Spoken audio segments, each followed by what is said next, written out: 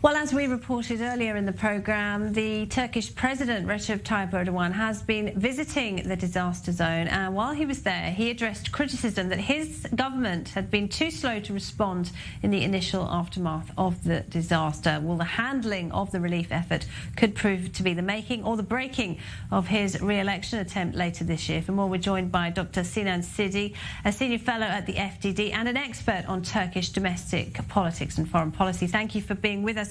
Would you say the criticism of the government's response is justified?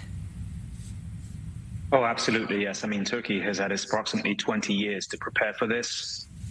We've had experts from seismologists to earthquake preparers to urban planners essentially saying what needed to be done.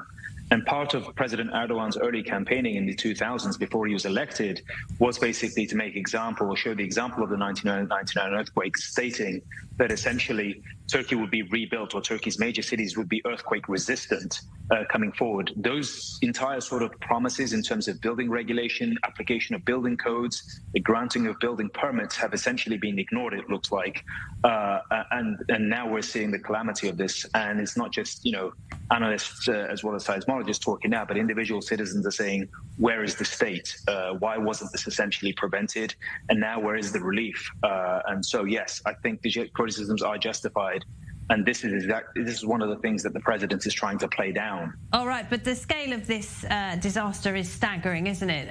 10 provinces affected, millions of people. Erdogan himself has said that it would be impossible to prepare for a disaster this big. Is there some truth to that? It's impossible to predict when an earthquake is likely to hit, right? But we've essentially been told as a people, as a country, that it will come. It's not just a matter of if, but a matter of when. It's how the country should be prepared for it. And basically, entire parts of cities which were supposed to be designated empty spots, but as gathering places, for example, in the event of a disaster, have essentially been built over with city blocks. And one of those has actually completely collapsed. Tower blocks have collapsed, and people are saying, why was building permitted here?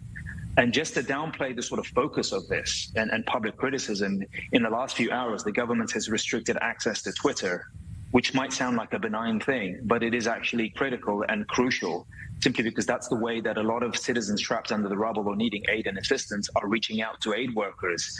And, tensions are rising in the country, basically saying if people can't reach out to disaster relief workers, then these people will be killed. But it seems like the president and the government are uniquely focused on the political fallout from this, as we're seeing. An earthquake fund was raised. $4.5 billion in Turkish taxes were raised. Where did the money go?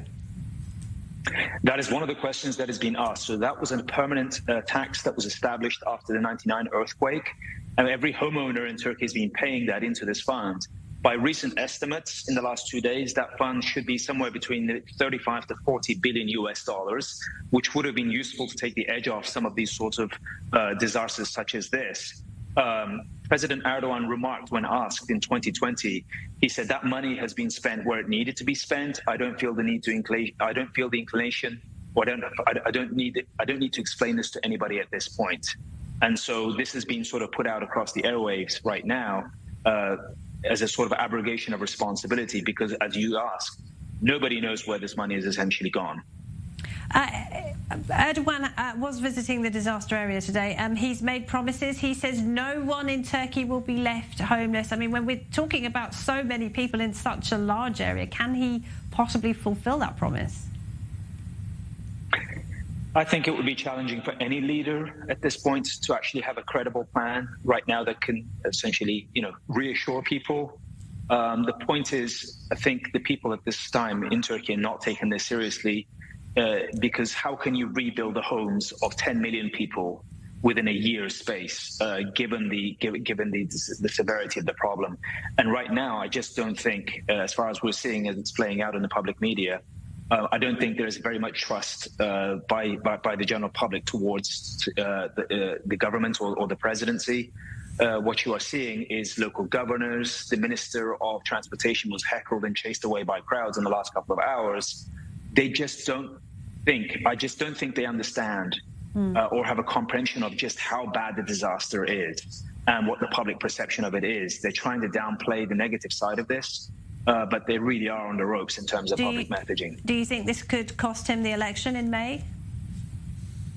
It's hard to say at this point. I don't know, but I think, if the political fallout from this right now as I'm seeing, this is just about the toughest political test that any leader could face. He's going to try to hold on to this. It is still unclear whether he will follow through with the proposed election day of May 14. He's established a state of emergency, which ends right now 1 month before the election. 1 week before the election is supposed to sort of take place. But how are we going to organize 8 to 10 million voters in the affected regions when a lot of the municipal buildings, the schools where they would vote, are destroyed, where people's residences are destroyed, and they can't necessarily prove their address? There are a lot of logistical challenges to holding the election, but he still has to make the calculation and whether he can control the situation in time for the election. Dr. Sinan Ciddi, thank you very much.